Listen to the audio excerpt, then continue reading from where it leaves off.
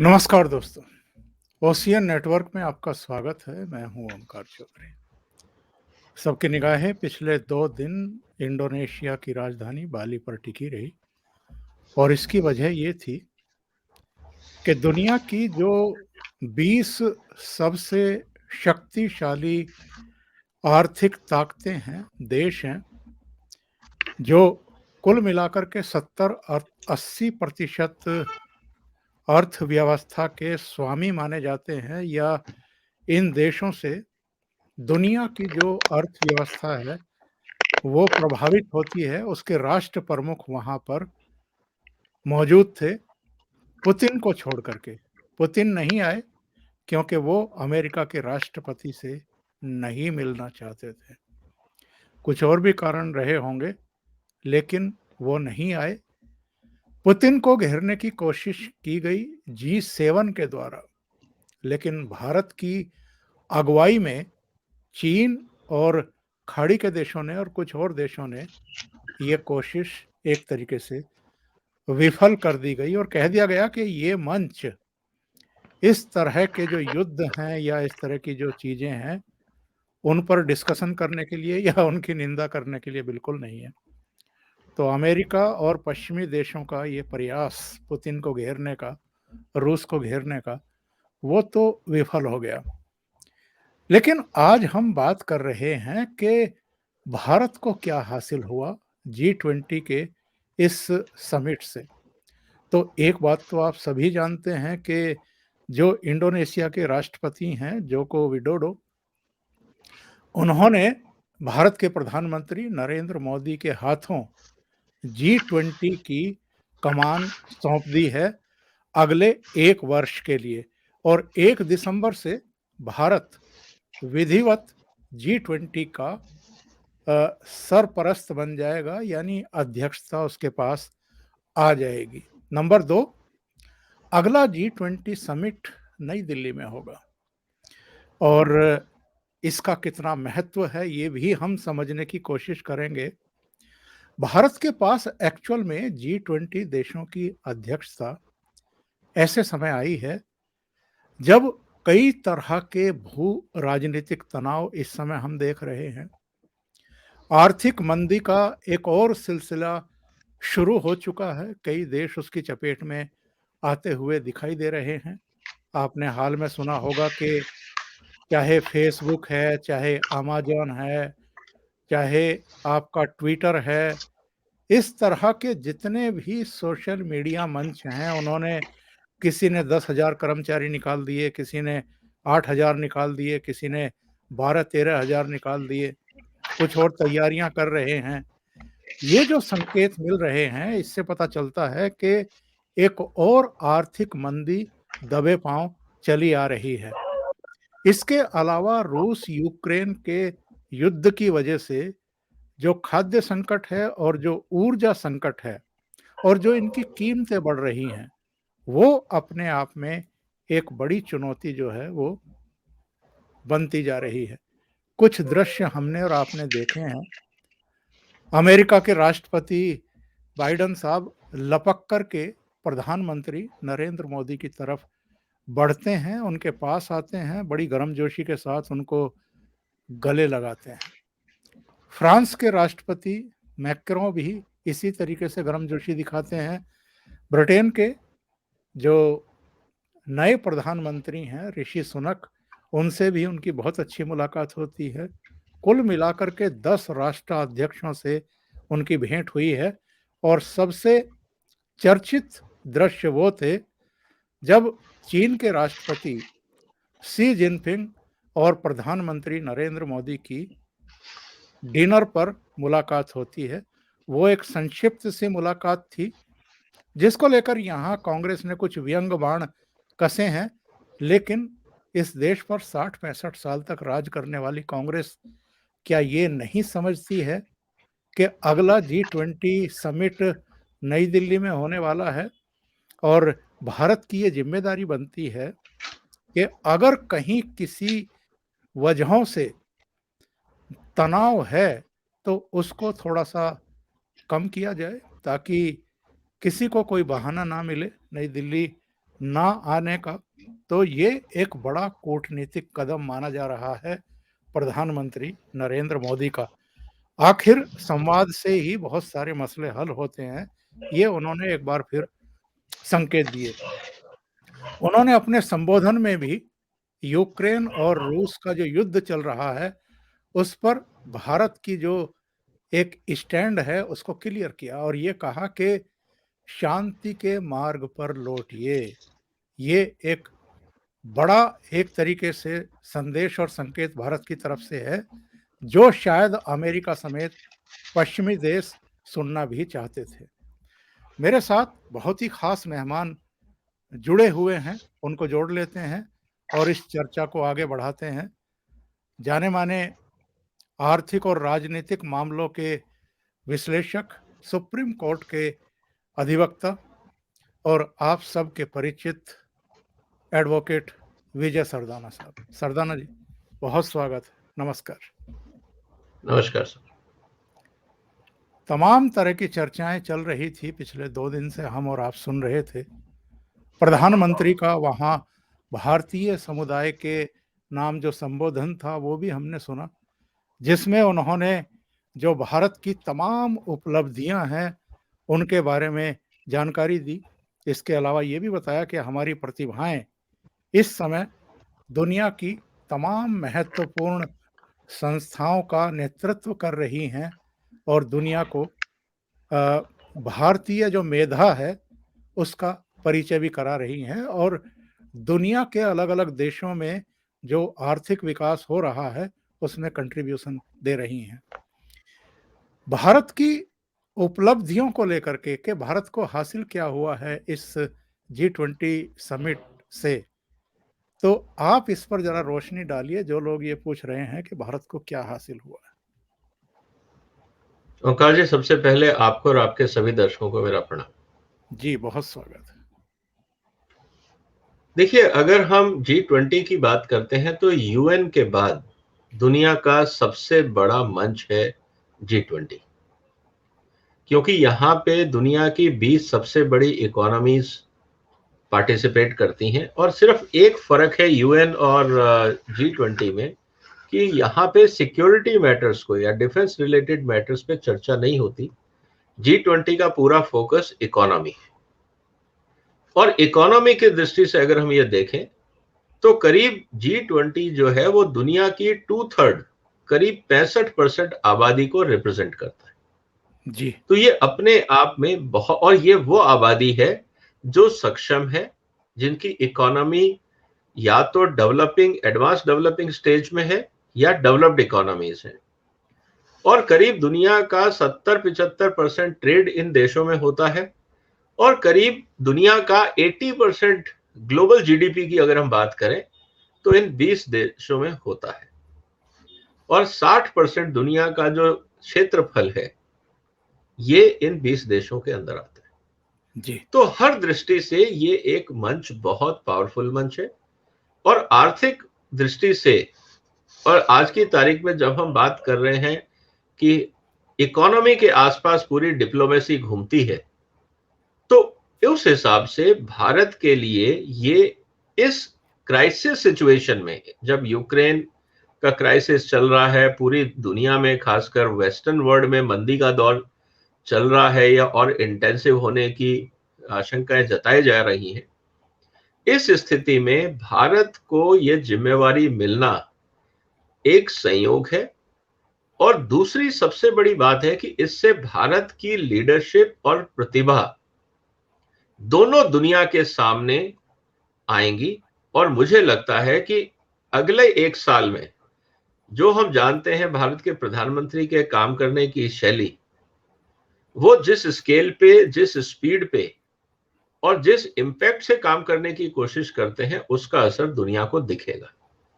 तो मुझे लगता है कि ये एक बहुत कोइंसिडेंस है कि जब पूरी दुनिया क्राइसिस में है, भारत के पास लीडरशिप आई है और अब भारत को एक बहुत अच्छा मौका है पूरी दुनिया में अपने नेटवर्क को एक्सपेंड करने का, डिप्लोमेटिकली, इकोनॉमिकली। और जो हम आज तक विदेशी मंचों पे जाके अपनी बात रखने की कोशिश करते थे लेकिन हम ज्यादा नहीं कर पाते थे क्योंकि जो एजेंडा सेट किया जाता था वो होस्ट कंट्रीज द्वारा सेट किया जाता था। बिल्कुल आज सही। जब भारत होस्ट कंट्री बना है तो अंतरराष्ट्रीय मंचों पे जितने एजेंडा हैं उनमें एक महत्वपूर्ण भागीदारी भारत की होगी, क्योंकि भारत होस्ट कंट्री है। और जैसा मैं पढ़ रहा था कि भारत में करीब 1 साल के अंदर 200 प्रोग्राम प्रधानमंत्री कार्यालय ने लाइन अप किए हैं। इसका मतलब इकोनॉमी के हर मंत्रालय को कहीं ना कहीं इन्वॉल्व किया जाएगा। आप हो सकता है कि देश भर के अलग अलग शहरों में G20 की मीटिंग्स वर्चुअली हर हफ्ते, अगर 52 हफ्ते की हम बात कर रहे हैं और 200 प्रोग्राम हैं, तो इसका मतलब हर वर्किंग डे पे टेक्निकली कोई ना कोई मीटिंग भारत में G20 की होगी मतलब। और ये अलग अलग क्षेत्रों में हो सकती है, बैंकिंग में होगा, ट्रांसपोर्ट में होगा, एनर्जी में होगा, एनवायरनमेंट में होगा, फाइनेंशियल सिस्टम्स में होगा, साइबर सिक्योरिटी होगा। हर मुद्दे की चर्चा की जाएगी और मुझे लगता है कि इससे भारत की जो विशालता है दुनिया वो देखेगी, क्योंकि सारी मीटिंगें दिल्ली में तो होंगी नहीं। और जहां तक मैं समझता हूं मोदी जी को वो चाहेंगे कि भारत का पूरा डिस्प्ले किया जाए। वो विदेशी मेहमानों को देश के हर कोने में ले जाएंगे ये दिखाने के लिए कि भारत कितना विशाल, कितना समृद्ध है। इससे हमारे टूरिज्म पे पॉजिटिव इफेक्ट आएगा, लोगों को भारत के बारे में जानकारी मिलेगी, अंतरराष्ट्रीय मीडिया कवर करेगा उन सब इवेंट्स को। तो ये बहुत सोची समझी रणनीति के तहत और सही टाइम पे भारत को ये भूमिका मिली है और मुझे लगता है इससे बहुत फायदा होगा आने वाले दिनों। बहुत सही बात आपने कही है विजय जी। आगे बढ़ने से पहले क्यों ना हम इस पर चर्चा करें जो प्रधानमंत्री नरेंद्र मोदी ने इंडोनेशिया में बसे भारतीयों को संबोधित करते हुए कुछ चीजें कही हैं।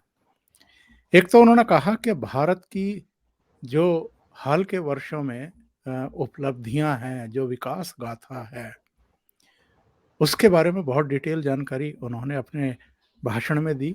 खास तौर से उपलब्धियों का उन्होंने चर्चा किया। दूसरे जो बदलाव हो रहे हैं, जो जिस नए भारत की बात हम करते हैं आजकल, उसके बारे में उन्होंने उन्हें अवगत कराया।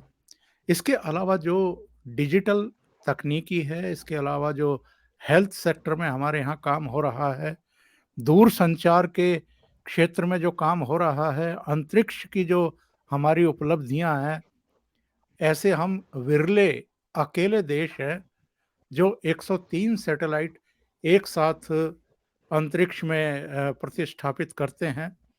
इसके अलावा उन्होंने एक शब्द कहा, एक सेंटेंस कहा था, आपको भी याद होगा, कि भारत, ये नया भारत जो है अब बड़ा सोचता है।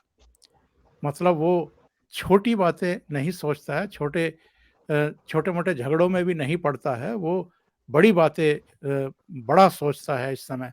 इसके अलावा जिसका जिक्र मैंने शुरू में किया था कि जो भारत की प्रतिभा है, जो मेधा है, जो हमारी तकनीक है, जो हमारा इनोवेशन है और जो हमारे उद्योग हैं, इन्होंने दुनिया में एक नई पहचान बनाई है। तो इसे आप कैसे देखते हैं विजय जी? देखिए, अगर मैं ये कहूं कि भारत का आज की तारीख में कोई सबसे अच्छा ब्रांड एम्बेसडर है अंतरराष्ट्रीय मंचों पे और फोरम्स में भारत को प्रमोट करने के लिए, तो वो प्रधानमंत्री जी खुद हैं। जी जी। लोग कहेंगे कि मैं कुछ ज्यादा ही उनकी तारीफ कर रहा हूं, ऐसा नहीं है। अक्सर क्या होता था, अगर आप पहले देखें ओंकार जी, तो लोग जितने हमारे यहाँ से डिग्नेटरीज, प्राइम मिनिस्टर, प्रेसिडेंट जाते थे, वो एक रिटन स्क्रिप्ट होती थी, वो उसी तक सीमित रहते थे जो उनको विदेश मंत्रालय लिख के देता था। वो चाहे वो उसको आप डिप्लोमेसी कह दीजिए, डिप्लोमेटिक मर्यादाएं कह दीजिए, या जो भी बात कहें, वो एक लिखे हुए स्क्रिप्ट को रीड आउट कर देते थे और वो बहुत फॉर्मल होता था, जी उससे जी लोग जी। कनेक्ट नहीं हो पाते थे। लेकिन मोदी जी की एक खासियत ये है कि एक तो उनको ये पता है कि देखो आज दुनिया, पूरी दुनिया जहां वो जाएंगे टेलीविजन कैमरे उनका पीछा करेंगे, ये इस बात को वो जानते हैं। इसलिए जब भी वो, चाहे वो बाली में हो, चाहे बॉम्बे में हो, चाहे वो दिल्ली में हो, चाहे वो वाराणसी जाएं या कहीं भी जाएं, उनके दिमाग में हमेशा ये रहता है कि मेरे सामने ग्लोबल ऑडियंस है और मैं भारत को कैसे प्रमोट करूं। इसीलिए जब वो बाली गए तो उनको ये पता था कि दुनिया का मीडिया इस बात को कवर करेगा और पूरी दुनिया में जो भारतीय रह रहे हैं वो भी इसको सुनेंगे, और जो लोग भारत में इंटरेस्टेड हैं एज ए इन्वेस्टर या कोलैबोरेटर या पोटेंशियल इन्वेस्टर्स, वो भी सुनना चाहेंगे कि भारत में अगला कदम क्या है। क्योंकि मोदी जी जब बोलते हैं तो उनकी एक विशेषता ये है कि कोई एक नया मंत्र वो देने की कोशिश करते हैं कि मेरी अगली सोच क्या है और वो किस डायरेक्शन में जा सकती है। तो कहने का मतलब ये है कि वो किसी मौके को बेकार नहीं जाने देते, व्यर्थ नहीं करते। ये चीज उनसे हर एक पॉलिटिशियन को सीखनी चाहिए।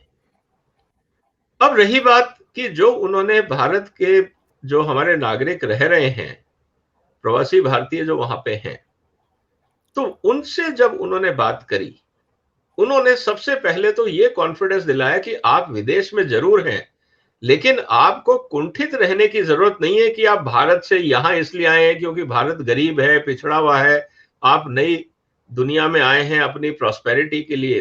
वो ठीक है, आपका हक है, हर आदमी का एस्पिरेशन है, हर एक को बढ़ना चाहिए।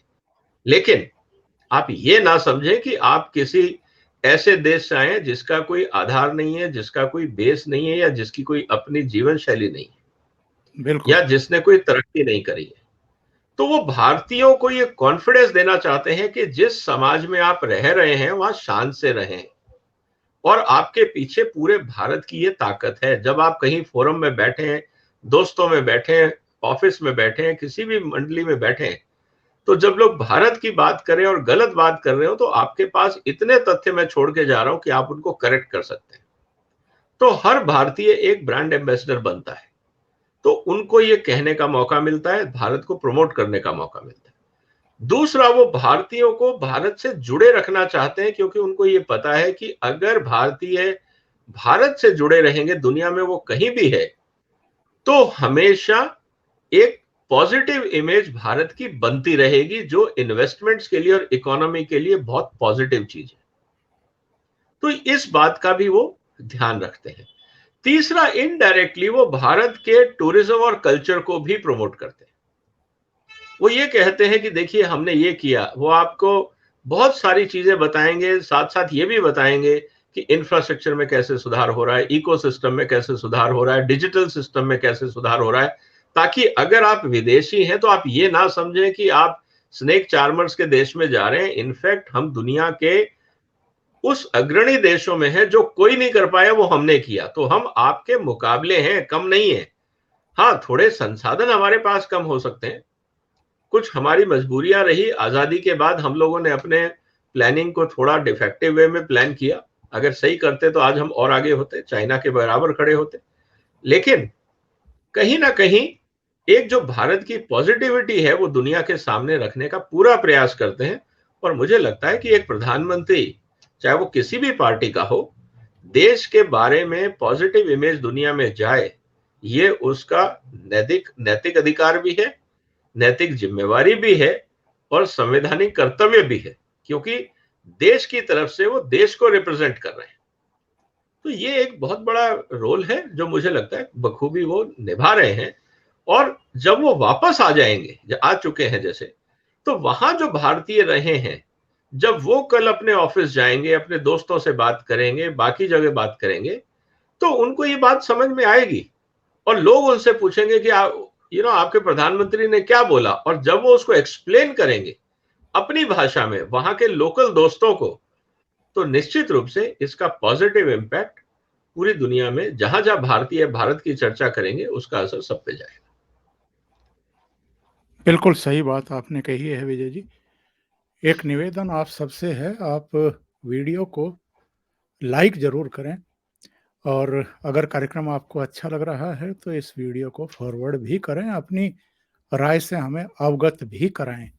आपकी राय क्या है इस विषय पर जो डिस्कशन इस समय चल रहा है। आगे बढ़ते हैं विजय जी। प्रधानमंत्री और चीन के राष्ट्रपति शी जिनपिंग का डिनर पर संक्षिप्त मिलन, हालचाल ही पूछे गए, अनौपचारिक मुलाकात हुई, कोई औपचारिक मुलाकात तो नहीं हुई।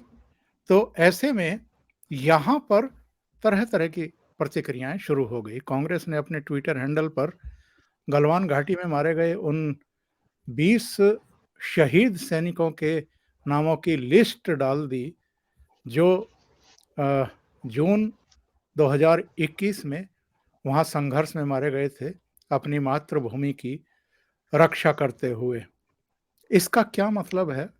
दूसरी बात यह है, जो मैंने कहा भी था, कि अगर अगला G20 समिट नई दिल्ली में होना है तो ये भारत की जिम्मेदारी बनती है कि जो भी G20 के सदस्य देश हैं और उनमें भी चीन जैसा आर्थिक रूप से और दूसरी तमाम दृष्टिकोण से एक समृद्धशाली राष्ट्र, ठीक है, हमारी जो भी उससे तनातनी है, जो भी टेंशन है और जो भी उसकी गुस्ताखियां थी, हमने उसका मुंह तोड़ जवाब दिया है और ठीक तरीके से जवाब दिया है।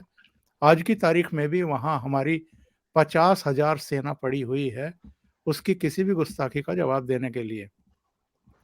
लेकिन अगर हम रूस और यूक्रेन को ये सलाह देते हैं कि शांति के मार्ग पर लौटिए और वार्ता करिए आपस में, तो फिर हम और चीन आपस में वार्ता क्यों नहीं कर सकते हैं? कोर कमांडर लेवल की 14-15 बैठकें हमारे यहाँ हुई भी हैं दोनों देशों की, और उसका प्रतिफल भी हमें मिला है कि कई पॉइंट से चीन की सेना वापस गई है, हमारी सेना भी पीछे हटी है। तो ऐसे में इस मुलाकात को एक दूसरे एंगल से देखना, उसको क्रिटिसाइज करना शुरू कर देना, ये ठीक है, गलत है, क्या है? देखिए, एक बात तो हमें समझनी होगी कि जब दो राष्ट्रों के बीच में कोई विवाद होता है तो इसका मतलब ये नहीं है कि बाकी सारे रास्ते बंद हो जाते हैं, क्योंकि राष्ट्रहित सिर्फ एक मुद्दे पे नहीं होता है। ये बात सही है कि हमारा चीन के साथ दोस्ती उतनी नहीं है जितनी होनी चाहिए थी। अगर कांग्रेस ये कह रही है तो हम ये कहें कि जो कांग्रेस रूल के समय जब भारत चीन मतलब कि वॉर हुआ था, उसके बाद राहुल गांधी साहब चीन की कम्युनिस्ट पार्टी से एमओयू साइन करते? आप क्या कहना चाह रहे हैं? क्या उसके बाद भारत के प्रधानमंत्री चाइना नहीं गए? एक समय आप हिंदी चीनी भाई भाई का नारा लगाते थे, आप उसके बाद आपका चाइना भारत युद्ध हुआ, 62 की लड़ाई की हम बात कर रहे हैं। क्या उसके बाद कांग्रेस की सरकारों ने चीन से बात करना बंद कर दिया था? ये कितना इमेच्योर जस्टिफिकेशन है कि साहब गलवान पे झगड़ा हुआ और आज हम मिलने चले गए। बिल्कुल मिलना चाहिए, क्योंकि अगर आप लगातार मिलते रहेंगे और आप में दोस्ती होगी तो शायद गलवान जैसे झगड़े नहीं होंगे। तो ये बात हमें समझनी होगी। और जो लोग नहीं समझते हैं डिप्लोमेसी और इंटरनेशनल रिलेशन को, तो ओपिनियन रखने का हक तो हर एक को है। अब वो ओपिनियन हम उसको माने नहीं माने, मेच्योर है इमेच्योर है, ये डिपेंड करता है। ये उनकी एक समझ पे है जो कम्युनिकेट कर रहे हैं उनके ऊपर। रही बात दूसरी इस पूरे प्रोसेस के अंदर कि जब हम चीन की बात कर रहे हैं और चीन के साथ हमारे आर्थिक संबंध आज भी हैं, हम ये नहीं कह रहे हैं कि चीन के आर्थिक संबंध और भारत के आर्थिक संबंध बंद हो गए, क्योंकि जब हम कुछ भी बात कर रहे हैं, हम टेक्नोलॉजी ट्रांसफर की बात कर रहे हैं, हम बाकी चीजों की बात कर रहे हैं, तो मुझे लगता है कि कांग्रेस पार्टी को सबसे पहले तो यही बता देना चाहिए कि सर, क्योंकि गलवान पे ये झगड़ा हुआ है, तो हम इस बात को तो माने कि कांग्रेस पार्टी ये कह दे कि जो एमओयू हमने साइन किया था हम उसको विड्रॉ कर रहे हैं। क्या हम इसको करने को तैयार हैं? तो ये इस तरह की जो मेच्योरिटी या इमेच्योर बातें जो कांग्रेस की तरफ से आती हैं, जस्ट बिकॉज कि वो प्रधानमंत्री मोदी ने कोई इनिशिएटिव लिया तो उसको क्रिटिसाइज करना है, चाहे उसका आधार हो या ना हो, मुझे लगता है कहीं ना कहीं एक इमेच्योरिटी है कांग्रेस की और उसको ठीक करने की जरूरत है। बिल्कुल सही कह रहे हैं। अब अगर हम बात करें ऋषि सुनक और प्रधानमंत्री नरेंद्र मोदी की मुलाकात की, हालांकि 10 राष्ट्र प्रमुखों से उनकी भेंट की सूचना है, लेकिन सब पर तो हम डिस्कशन नहीं कर पाएंगे। लेकिन ब्रिटेन के प्रधानमंत्री से जो उनकी भेंट हुई है वो इसलिए भी अहम है कि ऋषि सुनक हाल में प्राइम मिनिस्टर बने हैं, और वो क्यों बने हैं ये भी हमारे दर्शक जानते हैं कि जो इनकी पूर्ववर्ती प्रधानमंत्री थी उनकी कुछ घोषणाओं की वजह से, गलत नीतियों की वजह से ब्रिटेन जो है वो गंभीर आर्थिक संकट की तरफ उन्मुख हो गया था, उसके कगार पर पहुंच गया था। और तब ऋषि सुनक को ब्रिटेन की कमान सौंपी गई है, जो खुद एक हिंदू हैं और भारतीय मूल के इनके दादा थे, जो बाद में नैरोबी चले गए थे और फिर वापस इधर ब्रिटेन में जाकर के बस गए थे। जो उनकी तीसरी पीढ़ी के ये वंशज हैं, जो इस समय ब्रिटेन के प्रधानमंत्री हैं। लेकिन वो हिंदू हैं, इसलिए प्रधानमंत्री नरेंद्र मोदी ने उनसे मुलाकात नहीं की है, या उन्होंने मुलाकात नहीं की है।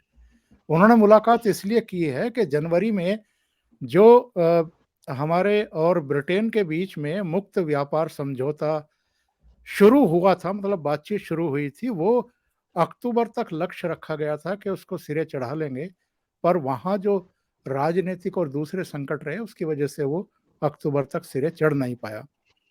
तो दोनों देशों के बीच में इस पर सहमति हुई कि एफटीए को आगे बढ़ाया जाए, इसको आगे बढ़ा करके, और दोनों देशों के बीच में एक जो ट्रेड है उसको भी मतलब गति दे दी जाए।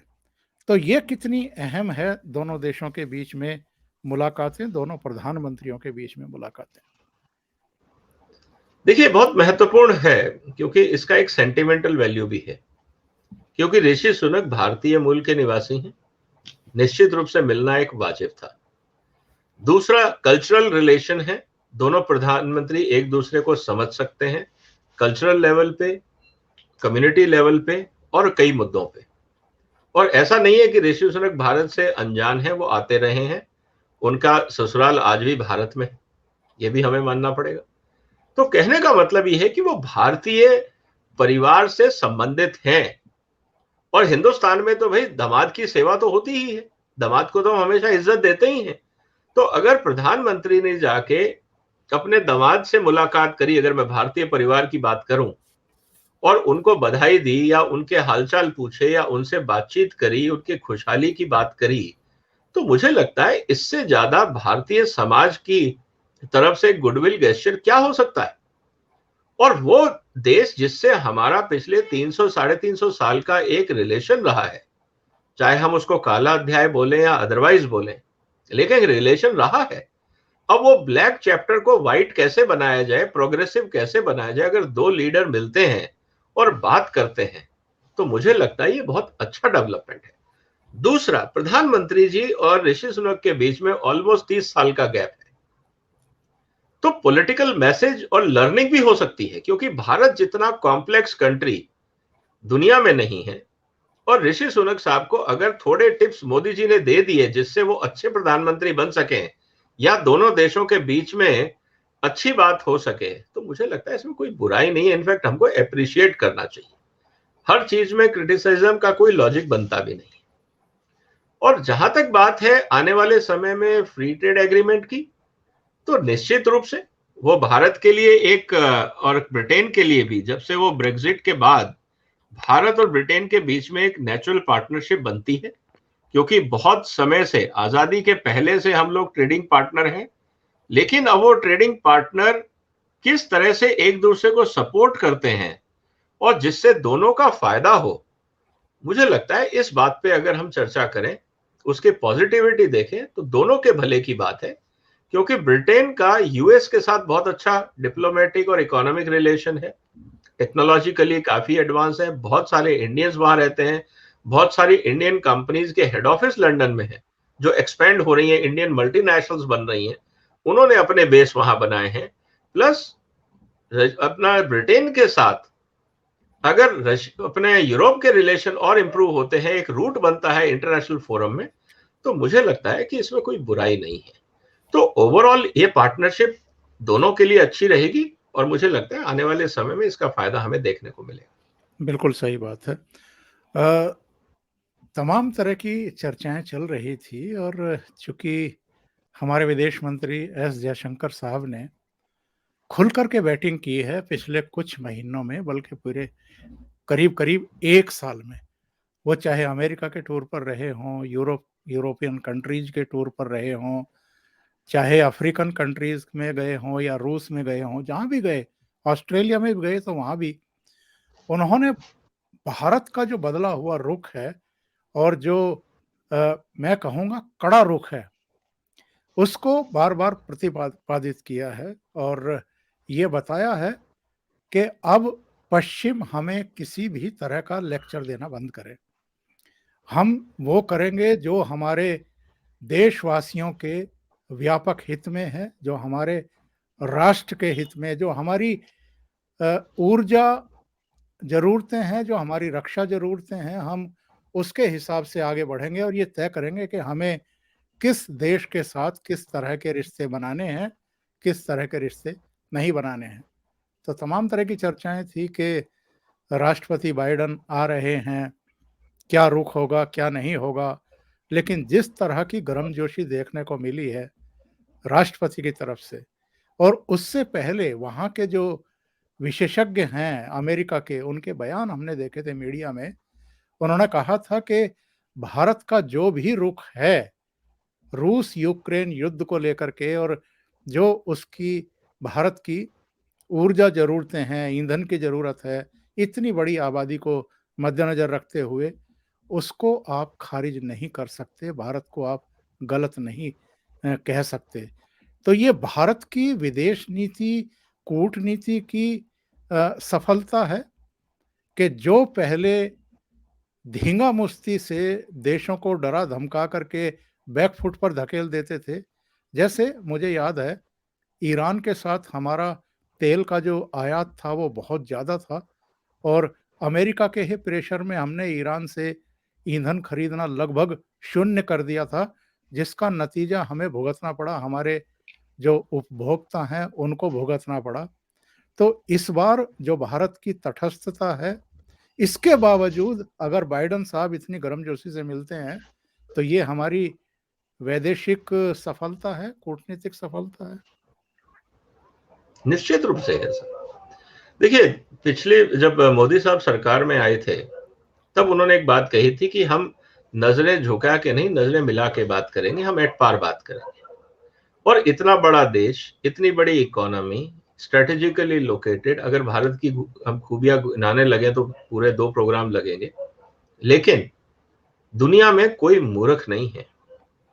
अगर आज राष्ट्रपति आ रहे हैं, अमेरिका के राष्ट्रपति मिल रहे हैं, जिनपिंग मिल रहे हैं, बाकी जो राष्ट्राध्यक्ष हैं वो अगर मोदी जी से मिलते हैं और गर्मजोशी से मिलते हैं, सर कोई मूर्ख नहीं। सबके डिप्लोमेट्स ने डिटेल्ड एनालिसिस किया होता है हर एक बारीकी से, और उनको ये अपने राष्ट्रपति को ब्रीफिंग दी होती है कि किसको कैसे मैनेज करना है या किससे कैसे बात करनी है, किसको कितना वेटेज देना है। कोई भी आदमी 1 सेकंड भी ऐसे मंचों पे वेस्ट नहीं करता है। ये बात हमें समझनी चाहिए। कोई बाइडेन साहब का पर्सनल चॉइस नहीं होता है कि कहां जाना है, उनके पीछे पूरा डिप्लोमेटिक सिस्टम उनका भी है, जैसे भारत का है, हर देश का होता है। तो जब हम बात कर रहे हैं जयशंकर जी की, एस जयशंकर जी की, सर ये भारत के जो टीम इंडिया है इस समय उसके कैप्टन है नरेंद्र मोदी, और उसके ओपनिंग बैट्समैन है हमारे फॉरेन अफेयर्स मिनिस्टर जयशंकर जी।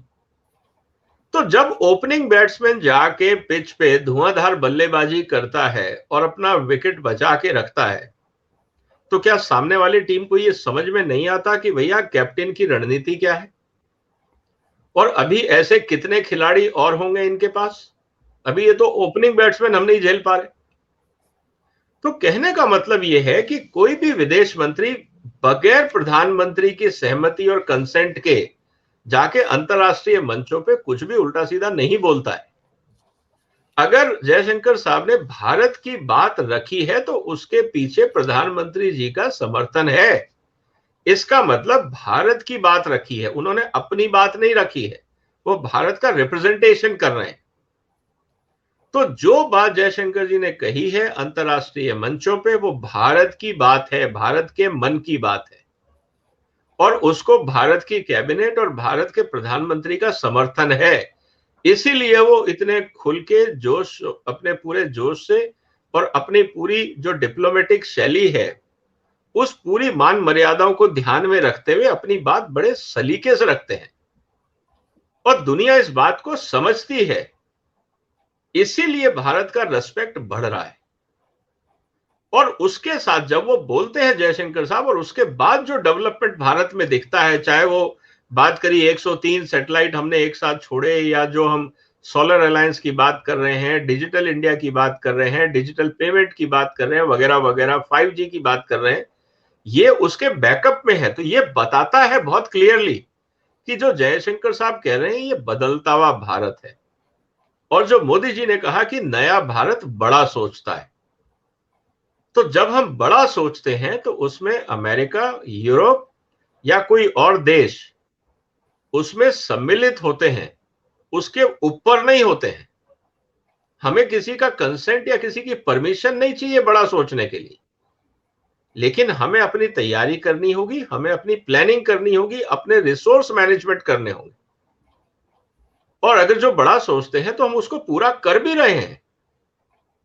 तो ये बात दुनिया देख रही है। आफ्टर ऑल हर देश की एम्बेसी भारत में है, हर इंपॉर्टेंट डेवलपमेंट की डेली ब्रीफिंग हर एक को अपने अपने देश जाती है कि आज भारत में क्या हुआ और इसका असर हमारे कूटनीतिक और आर्थिक संबंधों पे क्या पड़ने वाला है। तो मुझे लगता है कि ये बात पूरी दुनिया जानती है और हमें अपने प्रधानमंत्री और विदेश मंत्री पे भरोसा होना चाहिए, क्योंकि जब उनको हमने जिम्मेवारी सौंपी है देश के हित को आगे साधने की, तो ये भरोसा भी होना चाहिए कि वो देश हित की बात करें। बिल्कुल सही बात आपने कही है।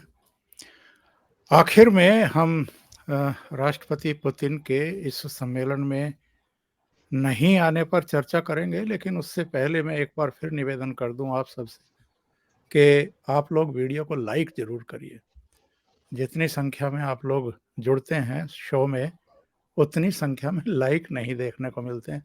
तो आप लाइक करिए, कमेंट करिए, अपनी राय बताइए, और वीडियो अगर पसंद आ रही है तो उसको फॉरवर्ड भी करिए। विजय जी, राष्ट्रपति पुतिन का नहीं आना एक बड़ी घटना है। कहा तो ये जा रहा है कि वो बाइडेन चूंकि आ रहे हैं तो उनसे मुलाकात नहीं करना चाहते थे, टालना चाहते थे। वो नाराज हैं पुतिन बाइडेन के रवैये से, जो भी उनकी बयानबाजी हुई है यूक्रेन और रूस के युद्ध को लेकर के। और उनका ये भी कहना है कि अगर नेटो देशों को वो भड़का रहे हैं या यूक्रेन को अगर वो मदद भेज रहे हैं, तो ये सीधे सीधे एक तरीके से डायरेक्ट इनडायरेक्ट वे में अमेरिका और नेटो देश भी इस युद्ध में शामिल हो रहे हैं, और इस पूरी समस्या को पेचीदा बनाने में अमेरिका का एक बड़ा हाथ है। ये पुतिन का पक्ष है। लेकिन पुतिन के ना आने के बावजूद पश्चिमी देश और अमेरिका, यानी वो जो G7 गुट माना जाता है, वो इस सम्मेलन में, इस समिट में अपनी मनमानी नहीं कर पाया रूस के खिलाफ, पुतिन के खिलाफ। ये अपने आप में कितनी बड़ी कामयाबी है पुतिन साहब की कि वो यहाँ नहीं थे, फिर भी इन देशों की मनमानी नहीं चल पाई। देखिए, यही एक डिप्लोमेटिक मैच्योरिटी होती है किसी भी जो होस्ट कंट्री है उसका, और जो उसके मित्र देश हैं उनका। ये कोऑर्डिनेटेड एफर्ट होता है, ये अकेले ओवरनाइट नहीं होता। ये हमें समझना होगा। जहां तक बात है पुतिन साहब के नहीं आने का, मुझे लगता है कि ये डिसीजन सही था। अगर पुतिन साहब आते तो पूरा जो G20 का डिस्कशन और जो एजेंडा था वो पुतिन साहब पे और यूक्रेन रशिया वॉर पे शिफ्ट हो जाता। उसी तरह की सारी चर्चाएं होती, जितने पत्रकार सम्मेलन होते, लोग उसी पुतिन साहब और यूक्रेन रशिया वॉर को लेके सवाल करते रहते कि आपसे क्या बात हुई, क्या नहीं हुआ, वगैरह वगैरह। तो जो एजेंडा था G20 का, एक तो वो डिरेल हो जाता, पहली बात। दूसरा जो सबसे इंपॉर्टेंट चीज ये थी कि जो एक एनवायरमेंट होता है, जब आपने कुछ दोस्तों को बुलाया है और एक गुट से वो हैं और वो एक मन बना के बैठे हैं कि हमें इस माहौल में इस तरह के सवाल उठाने पड़ेंगे या उठा सकते हैं, तो बेहतर है कि उस स्थिति को टाला जाए। तो इंडोनेशिया और रशिया में जो भी बात हुई होगी, मैं ये मानता हूं कि इंडोनेशिया के राष्ट्रपति ने पुतिन साहब से जरूर बात की होगी जब उन्होंने इनविटेशन भेजा होगा आने के लिए। और ये क्योंकि 2 दिन पहले तो युद्ध शुरू नहीं हुआ, फरवरी से बात चल रही है, सबके सामने स्थितियां हैं। तो निश्चित रूप से प्रोज एंड कॉन्स को डिसाइड किया होगा, देखा गया होगा क्या सही है क्या गलत है। दोनों तरफ की डिप्लोमेटिक टीम ने सिचुएशंस को असेस किया होगा और एक प्रेगमेटिक सेंसिबल डिसीजन लिया होगा जो हमारे सामने है। तो मुझे लगता है कि इसमें कहीं कोई गलती नहीं है। हाँ, ये बात भी सही है कि G20 जो है वहां पे सिक्योरिटी मैटर्स डिस्कस नहीं होते हैं। अगर ऐसी बात होती तो फिर आप ताइवान भी बात करते, फिर आप नॉर्थ कोरिया की भी बात करते, फिर आप साउथ चाइना सी में जो टेंशन है आप उसकी भी बात करते, फिर आप इजराइल कन्फ्लिक्ट की भी बात करते, फिर आप चाइना इंडिया बॉर्डर पे जो गलवान घाटी में चल रहा है उसकी भी बात आती, फिर पाकिस्तान इंडिया की भी बात आती और दुनिया भर के और मसलों की बात आती। तो G20 का जो फोकस इकोनॉमी है वो हट जाता। तो इसीलिए मुझे लगता है कि एक एजेंडा को वेटेज देने से ये होता है कि एक रॉन्ग प्रेसिडेंस शुरू हो जाता है कि साहब पिछली बार आपने यूक्रेन की बात की थी, तो आने वाले दिनों में हम किसी और संघर्ष की बात करें। तो G20 का जो इकोनॉमिक एजेंडा है वो डाइवर्ट होके इकोनॉमी से वो किसी और डायरेक्शन में चला जाता जो G20 के फ्यूचर के लिए और डेवलपमेंट के लिए सही नहीं था। तो मुझे ये लगता है इस बात को कि हमें इस बात को अप्रिशिएट करना चाहिए कि जो ग्लोबल लीडर्स हैं उनको इस बात की समझ है कि कहां पे किस बात को उठाना है और भारत सरकार ने यही किया है। और विजय जी, चूंकि अब 1 दिसंबर से भारत G20 की अगुवाई करेगा, उसका प्रमुख बनेगा, और प्रधानमंत्री नरेंद्र मोदी का मैं संदेश देख रहा था, उन्होंने बहुत अच्छी बात कही है। उन्होंने कहा है कि अब सदस्य देशों को, यानी दुनिया के प्रमुख देशों को, भारत की जो अद्भुत विविधता है, जो समावेशी परंपराएं हैं और जो सांस्कृतिक समृद्धि है वो देखने को मिलेगी। और मुझे लगता है पहले भी एक प्रोग्राम में आप कह चुके हैं कि दिल्ली में भी जो बदलाव इस समय बहुत तेज गति से चल रहे हैं, चाहे नई पार्लियामेंट हो, सेंट्रल विस्टा हो, प्रगति मैदान हो, दूसरे तमाम विकास की योजनाएं परियोजनाएं हों, वो भी तब तक पूरी तरीके से भव्य रूप स्वरूप ले चुकी होंगी।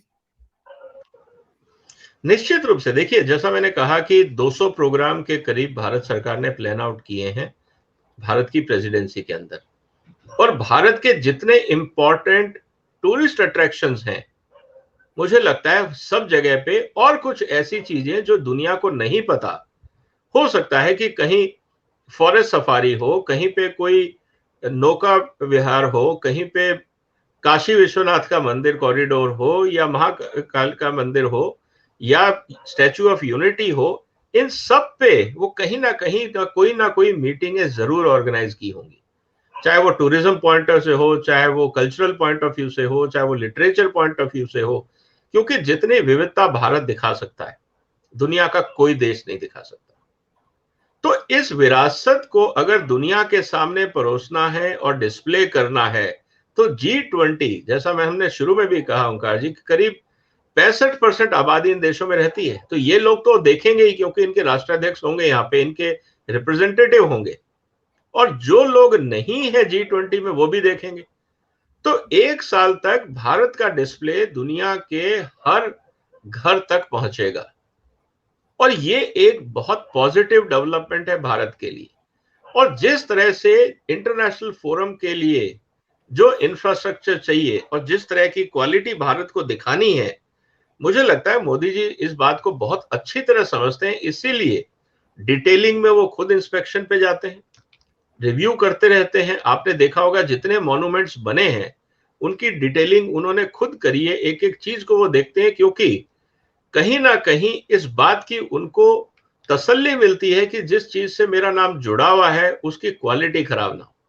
आप प्रगति मैदान के अंदर जो अंडरपास है, जो कॉरिडोर बना है, सबवे हमने पूरी दुनिया में देखे हैं, लेकिन इतना सुंदर सबवे जो प्रगति मैदान के नीचे जो G20 के राष्ट्राध्यक्ष उसी रास्ते से निकलेंगे, जी जी, उनके जो डेलीगेट्स आएंगे वो पार्किंग एरिया वही होगा, तो जब वो देखेंगे कि भारत की सुंदरता, और चाहे वो हम सेंट्रल विस्ता में जो गार्डन्स हैं, या आप आने वाले समय में देखेंगे, आपने नई पार्लियामेंट का जिक्र किया, मैं तो कहूंगा भारत और दिल्ली के बहुत सारे मॉन्यूमेंटों को सजाया जाएगा, अपग्रेड किया जाएगा, ताकि जो विदेशी मेहमान आएंगे, क्योंकि इस बात को भी हमें समझना होगा सर, कि जब एक राष्ट्राध्यक्ष मूव करते हैं तो उनके साथ एक कंटिजेंट होता है जिसमें उनका स्टाफ होता है, उनकी फैमिलीज होती हैं, वहां के डिप्लोमेट्स होते हैं, वहां के अधिकारी होते हैं, उनके साथ बिजनेसमैन होते हैं, और सबसे इंपॉर्टेंट चीज वहां के पत्रकार होते हैं, और बहुत सारे इंटरेस्ट ग्रुप्स भी आते हैं, बहुत सारे एनजीओ जो उनके थिंक टैंक के लोग होते हैं वो भी आते हैं,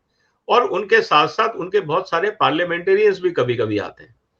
तो जब इतना बड़ा जत्था एक एमपी, एक parliament head of the state के साथ आता है, तो हम ये माने कि अगर 20 राष्ट्राध्यक्ष आएंगे तो 20 इंटू 100, 2000 लोग तो किसी भी समय भारत में होंगे, किसी भी शहर में, जब भी, जहां पे भी वो इवेंट होगा। तो इसका मतलब यह है कि आपको 2000 रूम वर्ल्ड क्लास फैसिलिटी चाहिए भारत की, अगर इमेज हमें दिखानी है।